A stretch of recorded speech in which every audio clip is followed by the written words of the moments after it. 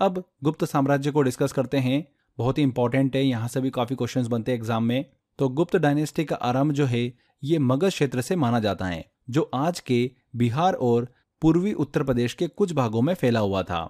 उस समय northern India मतलब उत्तर भारत और सेंट्रल एशिया के हिस्सों पर कुषाण साम्राज्य का प्रभाव था, जो लगभग 1st सेंचुरी से लेकर 3rd सेंचुरी तक देखने को मिलता था। श्री गुप्त को गुप्त डायनेस्टी का संस्थापक माना जाता है और उन्हें आदिराज के नाम से भी पुकारा गया। उनके पुत्र घटोत्कच ने वंश की नींव को और भी मजबूत किया, परंतु असली साम्राज्य का निर्माण जो करा वो करा चंद्रगुप्त प्रथम ने। 319 से लेकर 334 एडी के समय में इनका कार्यकाल हमको देखने को मिलता है। चंद्रगुप्त प्रथम ने कुषाण के अधीन काम किया था और बाद में उन्होंने अपने राज्य को स्वतंत्र घोषित कर दिया, जिससे एक स्वतंत्र गुप्त एम्पायर की स्थापना भी हुई। चंद्रगुप्त प्रथम ने लिच्छवी डायनेस्टी लिच्छवी वंश की राजकुमारी कुमार देवी से विवाह किया, जिससे उन्हें राजनीतिक शक्ति और एक नई पहचान भी मिली। चंद्रगुप्त प्रथम ने खुद को महाराजाधिराज की उपाधि भी दी और उनके शासनकाल में पहली बार गुप्त एम्पायर में सोने के सिक्कों का प्रचलन हुआ। इन सिक्कों पर चंद्रगुप्त प्रथम और कुमारा देवी की संयुक्त छवि अंकित थी, जो कि इस विवाह संबंध के महत्व को भी दर्शाती हैं। उनके बाद में फिर अगला शासक कौन हुआ? समुद्रगुप्त हुआ। 335 से लेकर 380 एडी मतलब ईस्वी तक समुद्रगुप्त का शासनकाल हमको देखने को मिलता है। इन्होंने गुप्त एम्पायर का नेतृत्व किया। समुद्रगुप्त ने विजय अभियानों से गुप्त एम्पायर को और भी विस्तृत किया और भी फैलाया। उनकी इस अद्वितीय सफलता के कारण उन्हें इंडिया का नेपोलियन भी कहा गया। इंडिया का नेपोलियन किसे कहा गया? समुद्रगुप्त को। एग्जाम में पूछा जाता है ये। समुद्रगुप्त की उपलब्धियों का वर्णन हमको इलाहाबाद स्तंभ लेख में देखने को मिलता है, जिसे उनके दरबारी कवि हरिशेन द्वारा लिखा गया था। समुद्रगुप्त ने उत्तर भारत के अधिकांश हिस्सों को अपने कंट्रोल में लिया और साउथर्न इंडिया के वेंगी, कांची और पल्लव के क्षेत्रों में भी अपने अभियान चलाए। हालांकि उन्होंने साउथर्न इंडिया के क्षेत्रों को अपने सीधे कंट्रोल में नहीं लिया, बल्कि उन पर टैक्स और श्रद्धांजलि मतलब ट्रिब्यूट लिया, क्योंकि वे उन्हें साम्राज्य का एक अंग नहीं बनाना चाहते थे। समुद्रगुप्त ने अपने शासनकाल में हिंदू धर्म को बढ़ावा दिया, लेकिन साथ ही अन्य धर्मों जैसे कि बौद्ध, जैन, इनके प्रति सहानुभूति भी दिखाई। उनके एम्पायर का विस्तार उत्तर भारत और मध्य भारत तक फैला हुआ था, जिसमें उत्तर प्रदेश, बिहार, मध्य प्रदेश, ओडिशा और बंगाल के हिस्से शामिल थे। उनके शासनकाल में अलग अलग प्रकार के सिक्के जारी किए गए थे, जिनमें गरुड़ शैली, धनुर्धारी शैली, कुल्हाड़ी शैली, अश्वमेध शैली, बाघ का शिकार शैली, वीणा वादन शैली, ये सभी शामिल थे। समुद्रगुप्त को वीणा बजाने का बहुत ही ज्यादा शौक था, इसीलिए उनके सिक्कों में उन्हें वीणा बजाते हुए दर्शाया गया है। ये एग्जाम में क्वेश्चन पूछा गया था, बहुत ही इंपॉर्टेंट है। एग्जाम में ऐसा क्वेश्चन बना था, इनमें से किसे वीणा बजाने का शौक था, और 4 ऑप्शन दे दिए थे, समुद्रगुप्त, अशोक, इस तरीके से आपको ऑप्शन देखने को मिले। वहां पर समुद्रगुप्त बिल्कुल सही आंसर था। तो ऐसे क्वेश्चन एग्जाम में बन जाते हैं, इसीलिए मैं आपको अच्छे से डिटेल में बता रहा हूँ। इसके बाद में फ्रेंड्स चंद्रगुप्त द्वितीय जो है वो अगला शासक बनता है। समुद्रगुप्त के बाद में गुप्त एम्पायर का नेतृत्व किसने किया था? चंद्रगुप्त द्वितीय ने किया था। 380 से लेकर 414 एडी तक चंद्रगुप्त द्वितीय ने अपने एम्पायर को और भी शक्तिशाली और मजबूत किया। चंद्रगुप्त द्वितीय ने नागवंशी वंश की राजकुमारी कुबेर नागा से विवाह किया। इसके बाद में साउथ इंडिया पर भी अपना प्रभाव बढ़ाने के चलते उन्होंने वाकाटक वंश के राजा रुद्रसेन द्वितीय की पुत्री प्रभावती गुप्ता से विवाह करके साउथ इंडिया पर भी अपना प्रभाव बढ़ाया। इसके बाद में चंद्रगुप्त द्वितीय ने पश्चिमी भारत के शक क्षत्रप को पराजित कर उन्होंने मालवा, गुजरात और सौराष्ट्र को गुप्त एम्पायर में मिला लिया, जिसके बाद उन्हें शकारी की उपाधि भी दी गई, जिसका अर्थ है शक का नाश करने वाला। चंद्रगुप्त द्वितीय ने उज्जैन को अपनी दूसरी राजधानी बनाया था, जिससे उनकी वेस्टर्न और सेंट्रल इंडिया पर पकड़ और भी मजबूत हो गई थी। इस समय को गुप्त एम्पायर का गोल्डन पीरियड मतलब स्वर्ण युग कहा जाता है, क्योंकि इस काल में कला, विज्ञान, साहित्य, जो आर्ट, साइंस, लिटरेचर, कल्चर, इन सब का व्यापक तौर पर विकास हुआ था। उनके दरबार में 9 महान विद्वान और कवि थे, जिन्हें नवरत्न कहा जाता है, जिनमें सबसे प्रसिद्ध कौन थे? कालिदास थे। चंद्रगुप्त द्वितीय के शासनकाल में ट्रेड बहुत ज्यादा बढ़ा हुआ था, मतलब व्यापार। उन्होंने वेस्टर्न इंडिया के सी रूट्स मतलब समुद्री मार्गों पर भी कंट्रोल किया और रोम एम्पायर, रोम साम्राज्य के साथ में सोने के सिक्कों का और सिल्क मतलब रेशम का व्यापार भी विकसित किया। इसी समय चीन के प्रसिद्ध यात्री फाहियान ने भी भारत की यात्रा की। यहाँ से एग्जाम में क्वेश्चन पूछा जाता है कि फाहियान ने किसके शासनकाल में भारत की यात्रा की थी? तो चंद्रगुप्त द्वितीय के शासनकाल के दौरान। चंद्रगुप्त द्वितीय के बाद में कुमारगुप्त जो है वो गुप्त वंश के अगले शासक बनते हैं। 415 से लेकर 455 एडी तक इनका शासनकाल चलता है। चंद्रगुप्त द्वितीय के बाद गुप्त साम्राज्य को इन्होंने और आगे बढ़ाया और नालंदा विश्वविद्यालय की स्थापना की। नालंदा विश्वविद्यालय की स्थापना किसने करी थी? कुमारगुप्त ने करी थी, जो बौद्ध शिक्षा का एक प्रमुख केंद्र बना। उनके शासनकाल के अंत में हुणों का हमला हमको देखने को मिला, जिससे गुप्त एम्पायर जो है वो कमजोर होने लगा। कुमारगुप्त की डेथ के बाद में, उनकी मृत्यु के बाद में गुप्त एम्पायर का डिक्लाइन मतलब पतन शुरू हो गया। इसके बाद में अगले अंतिम और महान शासक कौन हुए थे? स्कंदगुप्त हुए थे। गुप्त एम्पायर के अंतिम महान शासक, ध्यान रखिएगा, स्कंदगुप्त, जिन्होंने हुण के आक्रमणों का वीरता से सामना किया था। उन्होंने अपनी आर्मी के साथ मिलकर नॉर्थन इंडिया में हुणों को पराजित भी किया, लेकिन उनके बाद गुप्त एम्पायर धीरे धीरे कमजोर होता गया। स्कंदगुप्त को उनके कॉइन मतलब सिक्कों में धनुर्धारी के रूप में दिखाया गया है। आगे चलकर गुप्त डायनेस्टी का पतन धीरे धीरे हुआ और हुणों के लगातार हमलों के कारण यह साम्राज्य जो है वो खंडित होता गया। इस प्रकार गुप्त डायनेस्टी ने अपने शासनकाल में इंडिया को एक स्वर्णिम युग दिया, जिसमें कला, साहित्य, विज्ञान और संस्कृति का अभूतपूर्व विकास हुआ। तो ये हमने गुप्त वंश को अच्छे से डिस्कस किया, उनके महान शासकों को हमने अच्छे से समझा है, उनके बारे में सारे इंपॉर्टेंट पॉइंट कवर करें। आगे देखिए, गुप्त एम्पायर से रिलेटेड कुछ महत्वपूर्ण फैक्ट हैं, वो भी आपको पता होना चाहिए, एग्जाम में क्वेश्चन बनते हैं। जैसे गुप्त शिलालेखों के बारे में बात करें, इंस्क्रिप्शंस की बात करें, तो उसमें आता है नाम प्रयाग प्रशस्ति। यह शिलालेख समुद्रगुप्त के शासनकाल से जुड़ा हुआ है। इसमें उनकी जीतों, प्रशासनिक क्षमता और वीरता का वर्णन किया हुआ है। इसके बाद आता है ऐरण स्तंभ शिलालेख। यह भानुगुप्त के शासनकाल से जुड़ा हुआ है। गुप्त पीरियड में पहली बार 510 एडी में सती की प्रथा का उल्लेख मिलता है, जो कि भानुगुप्त के ऐरण शिलालेख में दर्ज हैं। ये काफी इंपॉर्टेंट पॉइंट है, इसको ध्यान रखिएगा। ऐरण स्तंभ शिलालेख मतलब ऐरण स्टोन पिलर इंस्क्रिप्शन का संबंध जो है वो किसके शासनकाल से है? भानुगुप्त के शासनकाल से है। महरौली शिलालेख जो है ये चंद्रगुप्त के शासनकाल से जुड़ा हुआ है। इसमें उनके शासनकाल की महानता और राजनीतिक सफलताओं का जिक्र है। जूनागढ़ शिलालेख की बात करें तो ये स्कंदगुप्त के शासनकाल का है।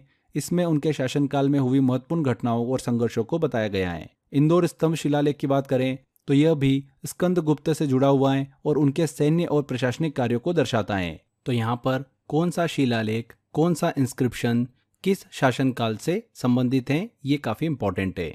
आगे देखिए, हमने बात करी थी कि गुप्त काल में कला, संस्कृति और साहित्य का स्वर्णिम युग देखा गया। यह वह समय था जब धर्म, वास्तुकला, मूर्तिकला और साहित्य ने नई ऊंचाइयों को छुआ था। मंदिरों, गुफाओं, स्तूपों और ग्रंथों ने इस काल को अद्वितीय बना दिया था।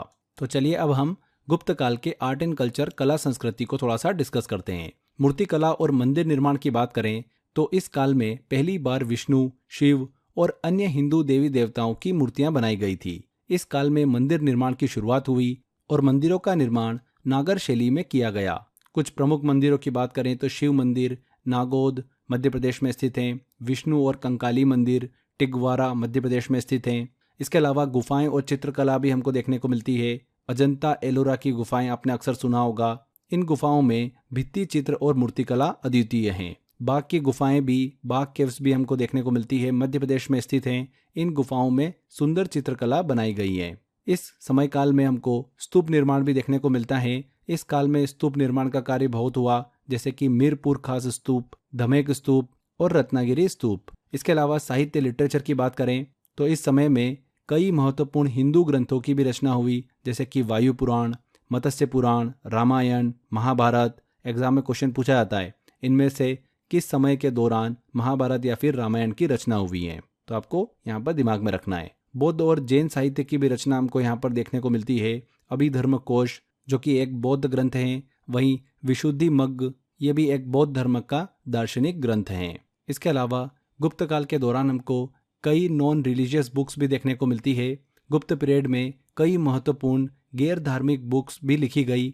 अगर उनमें कुछ महत्वपूर्ण डिस्कस करें तो कालिदास के द्वारा लिखित ऋतु संहार, मेघदूतम, कुमार संभवम, रघुवंशम, विक्रमोवर्षियम और अभिज्ञान शकुंतलम का नाम आता है। वहीं विशाख दत्त द्वारा लिखित मुद्रा राक्षस बहुत ज़्यादा फेमस है। भारवी के द्वारा लिखित कीर्तार्जुनियम, दंडिन के द्वारा लिखित काव्य दर्श और दश कुमार चरित, शूद्रक के द्वारा लिखित मृच्छकटिक और वात्स्यायन के द्वारा लिखित कामसूत्र।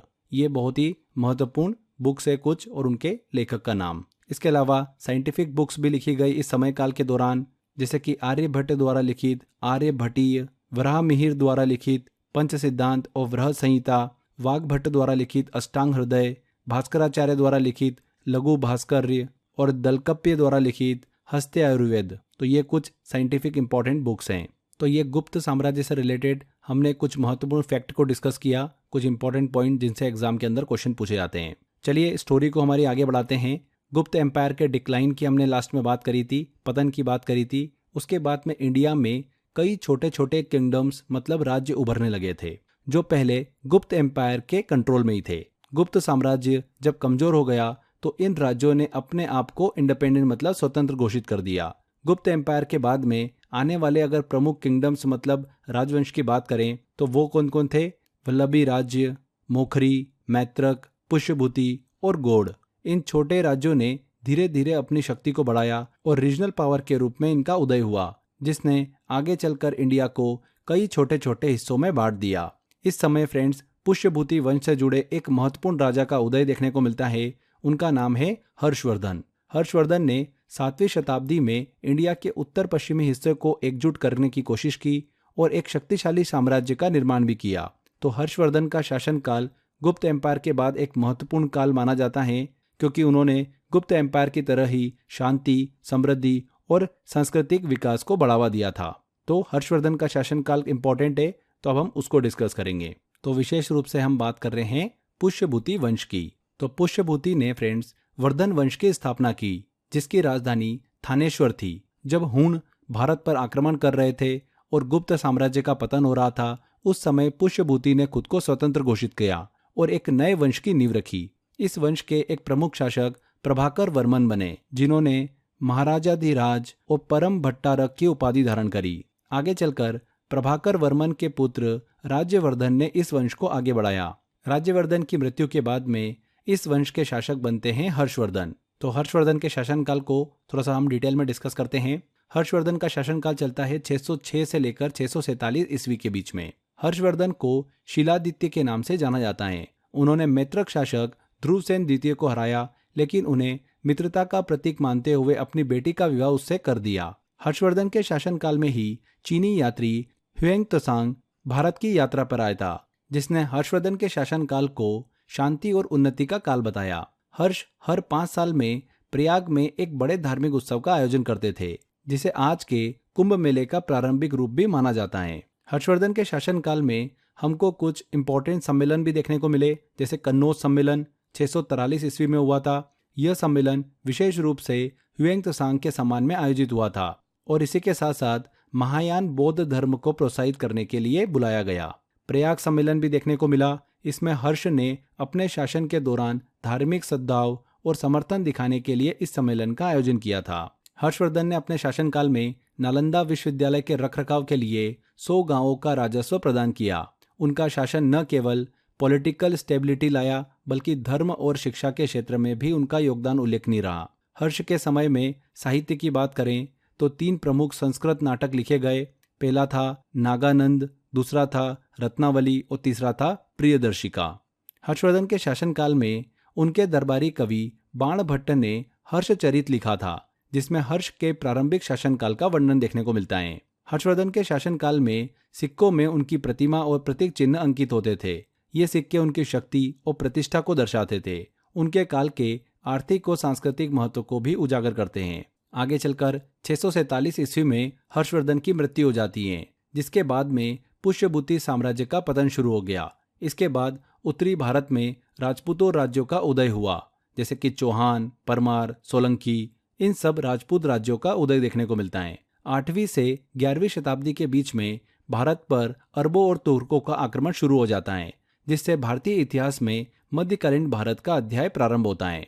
तो यहाँ पर शुरू हो जाता है अरबों और तुर्कों का आक्रमण। फ्रेंड्स, ये वाला हिस्सा जो है हम मध्यकालीन में डिस्कस करेंगे, अरबों और तुर्कों का आक्रमण। यहाँ पर एक छोटी सी इन्फॉर्मेशन और है हमने डिस्कस किया था कि 647 एडी में ईस्वी में हर्षवर्धन की मृत्यु के बाद में पुष्यभूति साम्राज्य का पतन हो जाता है। इसके बाद में उत्तरी भारत में राजपूत किंगडम्स, राजपूत राज्यों का उदय होता है। चौहान, परमार, सोलंकी जैसे राजपूत वंश जो है अगले 500 वर्षों तक नॉर्थ इंडिया की राजनीति में प्रमुख शक्ति बने रहते हैं। तो एग्जाम में कुछ महत्वपूर्ण राजपूत राज्यों से रिलेटेड उनके संस्थापक और राजधानी से क्वेश्चन पूछे जाते हैं। तो 10 महत्वपूर्ण राजपूत राज्यों को हम डिस्कस करते हैं। सबसे पहला आता है हमारा चौहान। देखिए, ये राजपूत जो वंश हम डिस्कस कर रहे हैं ये 7वीं शताब्दी से लेकर 8वीं शताब्दी के बीच की हम डिस्कस कर रहे हैं। सबसे पहले हम चौहान राजपूत राज्य की बात करें तो इसकी राजधानी क्या हुआ करती थी? दिल्ली हुआ करती थी। और इसके संस्थापक कौन थे? वासुदेव थे। प्रतिहार, परिहार की बात करें तो अवंती उनकी राजधानी हुआ करती थी या फिर कन्नौज। और नागभट्ट प्रथम जो है ये प्रतिहार वंश के संस्थापक थे। पवार और परमार की बात करें तो उज्जैन, धार इनकी राजधानी हुआ करती थी। सियाक द्वितीय, श्री हर्ष इसके संस्थापक थे। चालुक्य या फिर सोलंकी की बात करें तो इसके संस्थापक कौन थे? मूलराज प्रथम थे। राष्ट्रकूट की बात करें तो दंती दुर्ग इसके संस्थापक थे। चंदेला के नन्नुक चंदेला, कलचुरी के कोकल प्रथम, गढ़वाल के चंद्रदेव और सिसोदिया मेवाड़ के बप्पा रावल हमीर प्रथम। तो ये कुछ प्रमुख हमने राजपूत राज्यों और उनकी राजधानी संस्थापक को डिस्कस किया है। तो यहाँ पर हमारा ये एंशिएंट हिस्ट्री जो है पूरा कंप्लीट होता है। हमने इसको शुरू किया था आर्यों के उदय से, मतलब वैदिक काल से। और कहाँ पर खत्म करा है हमने खत्म किया है अरबों और तुर्कों के आक्रमण तक, 8वीं से 11वीं शताब्दी के बीच में। तो आई होप आपको ये पूरा लेक्चर अच्छे से समझ में आया होगा। हमने एक ही फ्लो में इस लेक्चर को कंप्लीट इसलिए किया है कि आपके दिमाग में स्टोरी बने। तो यहाँ पर हमारा ये सेशन कंप्लीट होता है। बहुत ही अच्छे से डिटेल में और सिंपल तरीके से हमने चीज़ों को डिस्कस किया है। देखिए, इस सेशन के दौरान जब हम गुप्त काल को डिस्कस कर रहे थे, हर्षवर्धन का शासनकाल डिस्कस कर रहे थे और अरबों और तुर्कों का आक्रमण जब भारत पर हो रहा था, ये सब हमको देखने को मिल रहा था उत्तर भारत में। वहीं दक्षिण भारत में भी अलग अलग राजवंशों का उदय हो रहा था। तो उस वाले हिस्से को फ्रेंड्स हम सेपरेट वीडियो में कवर करेंगे दक्षिण भारत के इतिहास में। ठीक है।